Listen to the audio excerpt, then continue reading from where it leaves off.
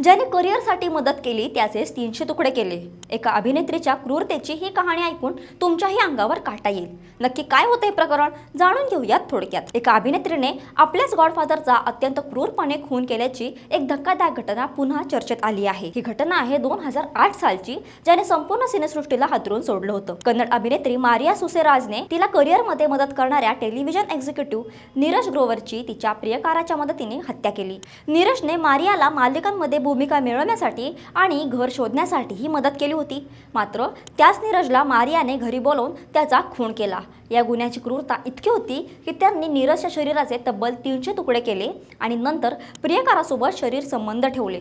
अनेक दिवसांच्या तपासानंतर पोलिसांनी या भयंकर गुन्ह्याचा पर्दाफाश केला होता. सिनेसृष्टीतील ग्लॅमरच्या मागे दडलेल्या अशा गुन्हेगारीच्या घटनांबद्दल तुम्हाला काय वाटतं? तुमचं मत कमेंटमध्ये नक्की सांगा आणि अशाच गुन्हेगारीच्या घटनांबद्दल जाणून घेण्यासाठी थोडक्यातला फॉलो करा.